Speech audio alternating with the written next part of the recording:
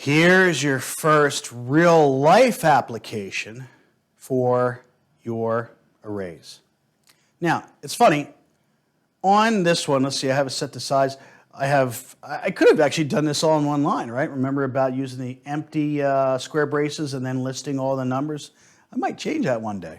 But anyway, so you have an array full of data, and you do have another variable of m equals 9999. It's a really large number, and I could have used something else for that, but you're probably wondering why. You're right. What I want you to do, from really this line on down, that's where things get interesting. And notice the code inside of the for loop is getting more interesting, frankly. So we have an if-else statement. So see if you can figure out what this is, and we will go over an answer here in a bit.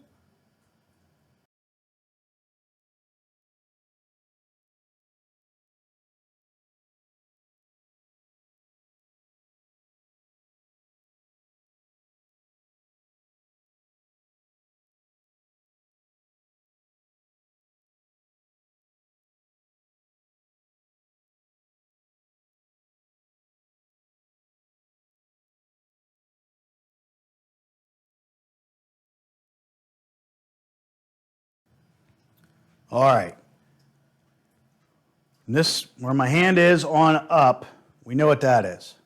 We know we're going through the entire array because we have a for loop that'll go to the size, and we're using the index, the square braces, the index number, so you know we're going through it. So what's happening on the first one? So there's going to be a chart that kind of pops up here, so bear with me if I'm kind of in the middle of it here. Our first get test of 0 is the value 67. Is 67 less than our 999999? And the answer is most definitely yes. If that is true, we're in that if statement, I'm going to gather, remember on the equal sign, the right-hand side goes first. I'm going to gather the same value of get tests of 0. It's still 0. We haven't gone and incremented it yet. I'm going to put 66 in for m. So our current value of m is 66. Or sorry, 67. I'm done.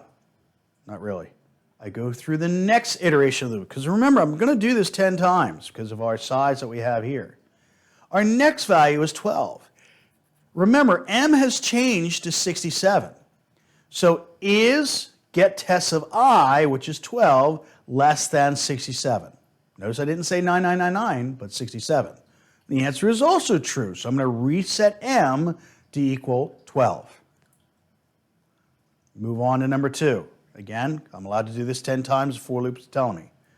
Now I'm going to be eventually grabbing the value 89. Is 89 less than 12? No. Move on. Don't look at everything else. Move on. Is 98 less than 12? Nope. Is 100 less than 12? Notice the rest of them are not going to be anything greater than 12. So what did I just do?